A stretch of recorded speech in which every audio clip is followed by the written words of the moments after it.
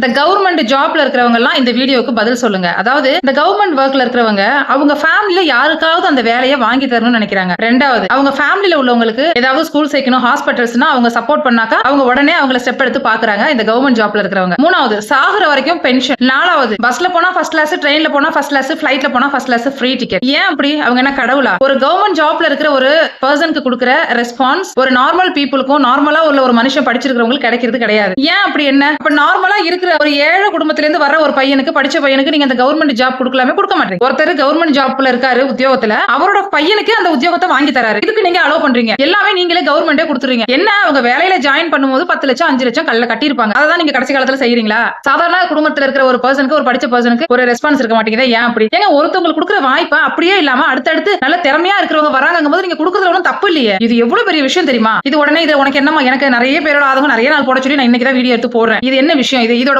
உள்ளடக்கத்தை சொல்லுங்க. அதுக்கு முன் பணம் 10 லட்சம் 5 லட்சம் கட்டி தான் வேலை வாங்குறாங்க, படிச்சிருக்காங்க இல்லன்னு சொல்லல. படிச்சவங்களுக்கு திறமை வந்தவங்களுக்கு கொடுக்கலாமே.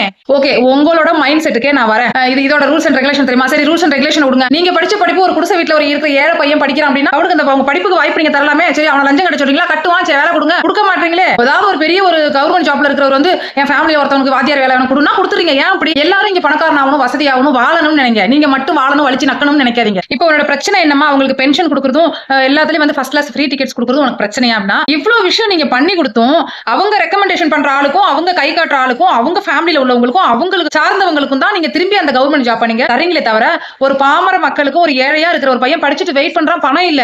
ஒரு ஏழை பையன் படிச்சுட்டு நிலத்தை வித்து பணத்தை கையில வச்சுட்டு இருக்கா, ஒரு வாத்தியாரா சேரணும், ஏதோ ஒரு கவர்மெண்ட் ஜாப்ல சேரணும்னு அவனுக்கு வேலை இல்ல. அதனால அடுத்தடுத்து திறமைசாலிகள் நிறைய இருக்காங்க. எல்லாருக்கும் அந்த சப்போர்ட்டை கொடுங்கன்னு நான் சொல்ல வரேன். அவ்வளவுதான். ஒருத்தர் கவர்மெண்ட் ஜாப்ல இருந்து அவங்க பென்ஷன் வாங்குறாங்க, அதுக்கப்புறம் அவங்க பொண்டாட்டிக்கு வருது, அப்புறம் அவங்க பையனுக்கு அந்த வேலை தரீங்க, அந்த பையன் அவங்க பையன் இப்படியே போனா என்ன? அது ஒரு ஆலமர வேற, அது ஒரு தனி ஜாதியா? அதுதான் என்னோட கேள்வி.